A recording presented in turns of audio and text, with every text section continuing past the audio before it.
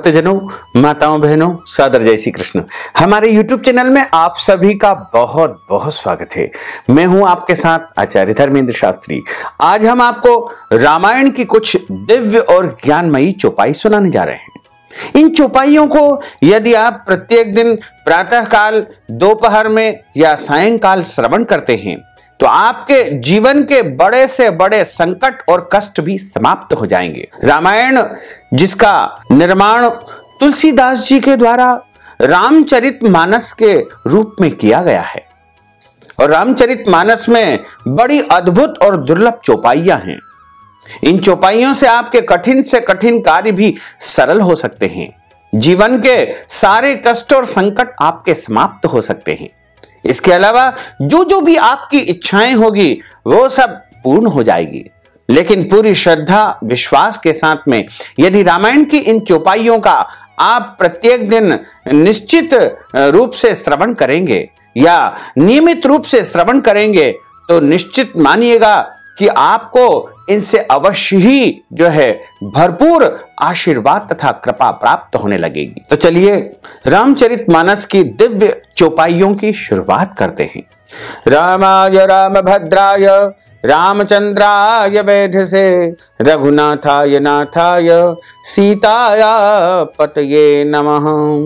नीलांबुज श्यामल कोमलांगम सीता समारोपित वाम भागम पाणो महासायक चारु चापम नमामि रामं रघुवंशनाथम। मनोजवं मारुततुल्य वेगम जितेन्द्रियं बुद्धिमतां वरिष्ठं वातात्मजं वानरयूथ मुख्यं श्रीरामदूतं शरणं प्रपद्ये। अतुलित बलधामं हेमशैलाब्जदेहं धनुजवन कृशानुम ज्ञानिनामग्रगण्यम सकल गुण निधानम वानरानामधीशम रघुपति प्रिय भक्तम वात जातम नमामि। रघुपति प्रिय भक्तम वात जातम नमामि। बोलिए राजा रामचंद्र भगवान की जय। श्री हनुमान जी महाराज की जय। सीता माता की जय। तुलसीदास जी महाराज ने जब रामचरितमानस की रचना की तब उनसे किसी ने पूछा कि बाबा, आपने इसका नाम रामायण क्यों नहीं रखा? क्योंकि इसका नाम रामायण ही है, बस आगे पीछे नाम लगा देते हैं। वाल्मीकि रामायण, आध्यात्मिक रामायण, आपने रामचरितमानस ही नाम क्यों रखा? बाबा गोस्वामी तुलसीदास जी ने कहा, क्योंकि रामायण और रामचरितमानस में एक बहुत बड़ा अंतर है। रामायण का अर्थ होता है राम का मंदिर, राम का घर। जब हम मंदिर जाते हैं तो एक समय पर हमें जाना होता है। निर्धारित समय पर मंदिर खुलते हैं, मंदिर बंद हो जाते हैं। मंदिर जाने के लिए हमें स्नान करना पड़ता है। जब मंदिर जाते हैं तो खाली हाथ नहीं जाते हैं, कुछ न कुछ हाथ में फल फूल साथ लेकर के जाना होता है। मंदिर जाने की शर्त होती है कि जब मंदिर हम जाएं तो पवित्र होकर के जाएं, साफ सुथरा होकर जाएं। और मानस का अर्थ होता है सरोवर। सरोवर में ऐसी कोई शर्त नहीं होती है, कोई समय की पाबंदी नहीं होती है, जाति का भेद नहीं होता है। और उस सरोवर में केवल हिंदू ही नहीं वरन प्रत्येक मानव मात्र जो है स्नान कर सकता है। कोई भी व्यक्ति कैसा भी हो, किसी भी जाति का हो, कोई धर्म का हो, कोई पंथ का हो, किसी भी देवताओं को मानने वाला हो, किसी भी धर्म का अनुयायी हो, वह सब उस सरोवर में स्नान करते हैं। और व्यक्ति जब मेला होता है, गंदा होता है, तभी सरोवर में स्नान करने जाता है। मां की गोद में कभी भी कैसे भी बैठा जा सकता है। यानी इस रामचरितमानस जो सरोवर है उसमें मानव मात्र जब चाहे, जैसी स्थिति में चाहे डुबकी लगा सकता है, स्नान कर सकता है। कोई शर्त नहीं है, कोई पाबंदी नहीं है। इसलिए बाबा तुलसीदास जी ने इसका नाम रामचरितमानस रखा है।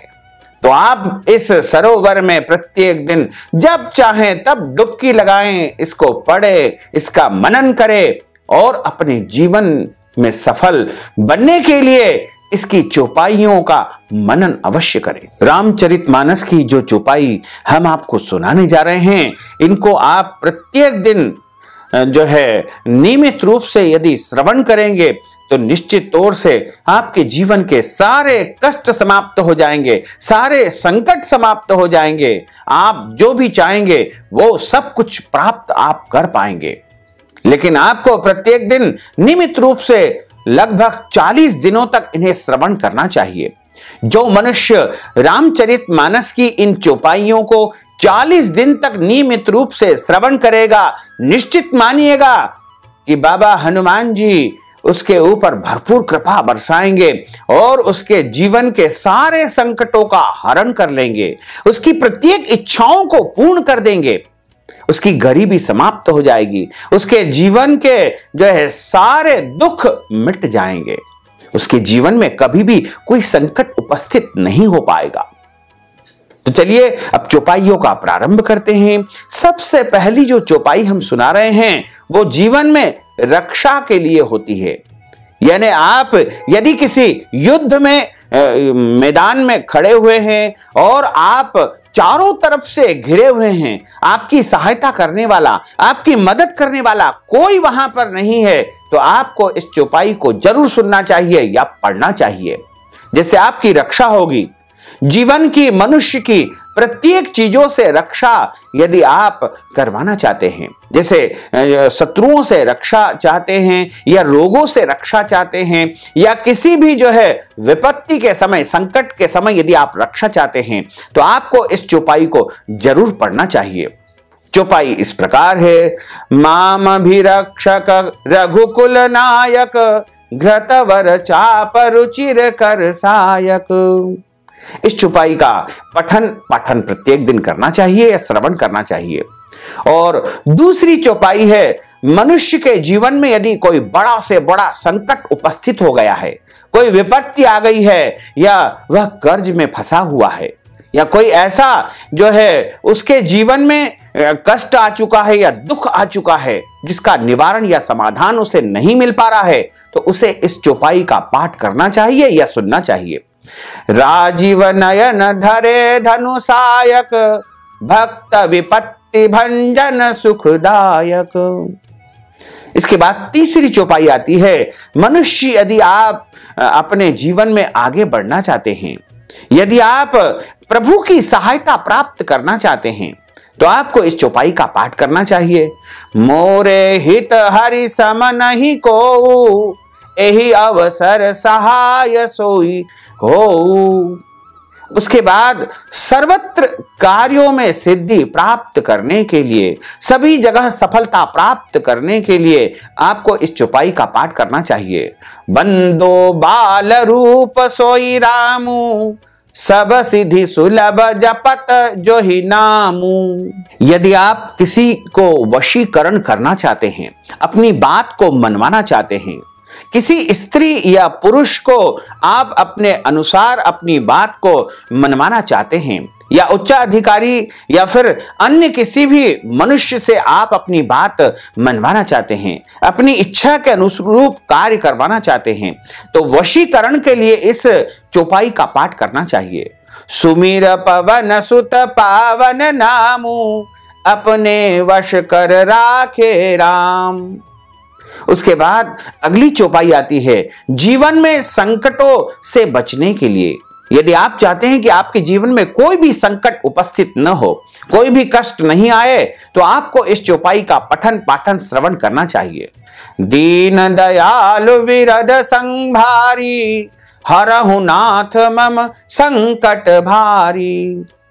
उसके बाद अगली चौपाई आती है। विघ्नों के विनाश के लिए, आप कोई अच्छा काम करने जा रहे हैं, घर में कोई मंगल कार्य होने जा रहा है, विवाह आदि आपके घर में संपन्न होने जा रहा है, या फिर कोई भी ऐसा काम आपके घर परिवार में अच्छा हो रहा है और उसमें किसी भी प्रकार का कोई विघ्न या बाधा उपस्थित नहीं हो, उसके लिए आपको इस चौपाई का पठन पाठन करना चाहिए। सकल विघ्न व्यापहि नहीं तेहि, राम सुकृपा बिलो कहीं जेहि। इसके बाद यदि आपके घर परिवार में कोई भी व्यक्ति बहुत दिनों से रोगी है, बहुत दिनों से उसे बीमारी पड़ी हुई है या बिस्तर पर पड़ा हुआ है, तो यदि आप रोग को शांत करना चाहते हैं, समस्त बीमारियों को दूर रखना चाहते हैं, तो आपको इस चौपाई का पठन पाठन करना चाहिए। राम कृपा नाशहि सब रोगा, जो यही भांति बनहि संयोगा। यदि आप बुखार या किसी भी प्रकार का ताप दूर करना चाहते हैं, तो आपको इस चौपाई का पठन पाठन करना चाहिए। देहिक देविक भौतिक तापा, राम राज्य नहीं का वही व्यापा। यदि आप अपने जीवन के सभी दुखों को नष्ट करना चाहते हैं, तो आपको यह चौपाई सुनना या पढ़ना चाहिए। राम भक्ति मणि उस बस जाके, दुख लवलेस न सपने हूं ताके। यदि आपका कोई परिजन आपसे दूर जा चुका है, या फिर आपकी कोई वस्तु गुम चुकी है, या कोई भी व्यक्ति ऐसा है जो आपके पास बहुत दिनों से नहीं आ पा रहा है, या कोई भी ऐसा जो है सामान या व्यवस्था आपकी गुम चुकी है, तो खोई हुई वस्तु को पाने के लिए, खोए हुए व्यक्ति को प्राप्त करने के लिए इस चौपाई का पठन पाठन करना चाहिए। गई बहोरी गरीब नेवाजू, सरल सबल साहिब रघुराजू। यदि कोई मनुष्य आपसे प्रेम नहीं करता है और आप चाहते हैं कि उसका मेरे प्रति प्रेम बढ़ता जाए और वो मनुष्य मेरे प्रति अनुराग रखे, घर में आप प्रेम और सौहार्द बढ़ाना चाहते हैं, तो आपको इस चौपाई का पठन पाठन या श्रवण करना चाहिए। सीता राम चरण रत मोरे, अनुदित बड़े अनुग्रह तोरे। घर में यदि आप सुख शांति समृद्धि चाहते हैं, कलह को दूर करना चाहते हैं, या सभी प्रकार से सुखी जीवन चाहते हैं, तो आपको इस चौपाई का पठन पाठन या श्रवण करना चाहिए। जैस काम नर सुनहि जय गावहि, सुख संपत्ति नाना विधि पावहि। यदि आप किसी व्यवस्था में, किसी कार्य में, किसी व्यक्ति में सुधार लाना चाहते हैं, परिवर्तन करना चाहते हैं, सकारात्मक रूप से उसमें जो है आप सुधारना चाहते हैं, तो आपको इस चौपाई का पठन पाठन या श्रवण करना चाहिए। मोहि सुधारहि सोई सब भांति, जासु कृपा नहीं कृपा अघाती। यदि पढ़ने वाले विद्यार्थी या बच्चे परीक्षा में सफलता प्राप्त करना चाहते हैं, समस्त विद्याओं की प्राप्ति करना चाहते हैं, समस्त ज्ञान प्राप्त करना चाहते हैं, तो आपको इस चौपाई का पठन पाठन या श्रवण करना चाहिए। गुरु ग्रह पढ़न गए रघुराई, अल्पकाल विद्या सब आई।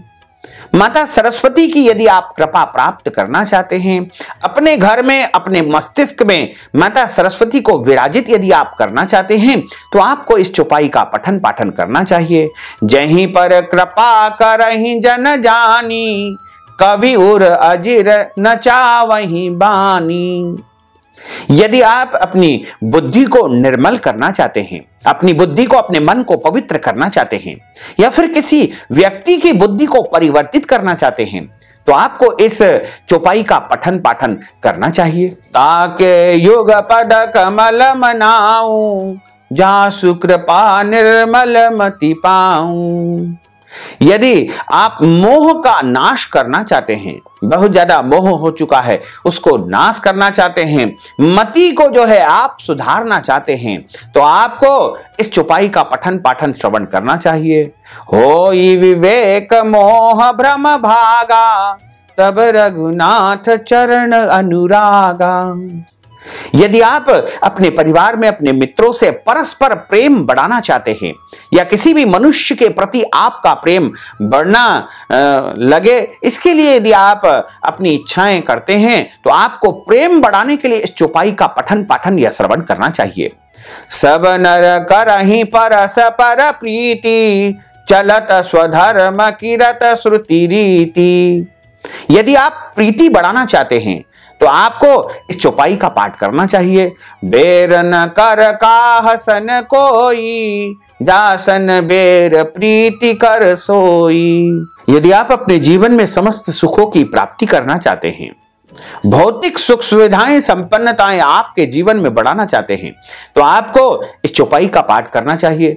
अनुजन संयुत भोजन करही, देखी सकल जननी सुख भरही। अपने भाइयों से, अपनी बहनों से यदि आप प्रेम बढ़ाना चाहते हैं तो आपको चौपाई पढ़ना चाहिए।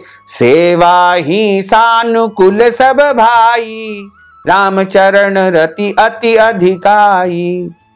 यदि मेल मिलाप आप चाहते हैं, किसी से शत्रुता हो चुकी है उससे पुनः मेल हो जाए और दोनों के बीच में परस्पर जो है प्रेम बढ़ने लगे तो आपको इस चौपाई का पाठ करना चाहिए।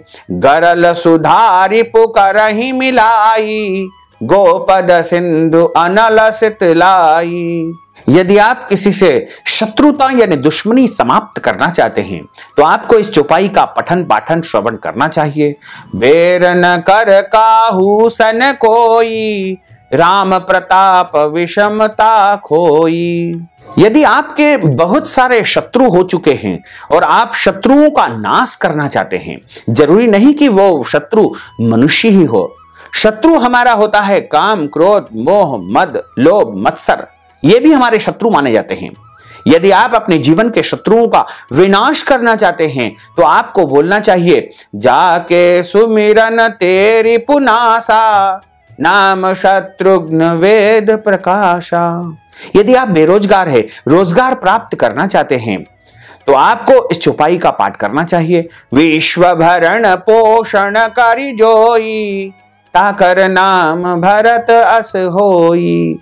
यदि आप अपनी इच्छाओं को पूर्ण करना चाहते हैं, अपनी मनोकामनाओं को पूर्ण करना चाहते हैं तो आपको इस चौपाई को पढ़ना चाहिए। राम सदा सेवक रुचि राखी, वेद पुराण साधु सुर साखी।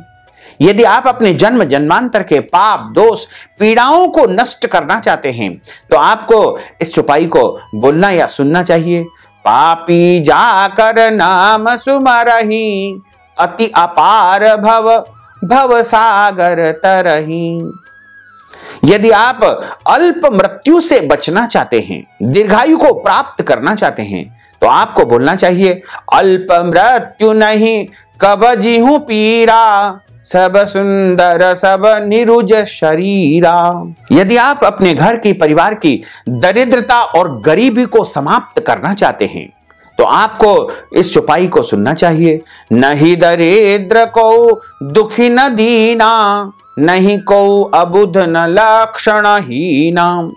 प्रभु की प्राप्ति आप करना चाहते हैं, ईश्वर का दर्शन आप करना चाहते हैं, प्रभु का साक्षात्कार यदि आप करना चाहते हैं तो आपको इस चौपाई को सुनना चाहिए।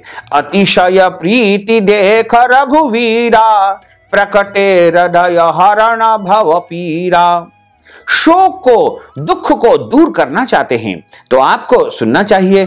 नयन बंत रघुपति बिलोकी, आए जन्म फल होई विशोकी। यदि आप इसी से क्षमा मांगना चाहते हैं, आपके अंदर क्षमा चाहते हैं या क्षमा लेना चाहते हैं या क्षमा देना चाहते हैं तो आपको कहना चाहिए, अनुचित बहुत कवहु अज्ञाता, क्षमा क्षमा मंदिर दो भ्राता।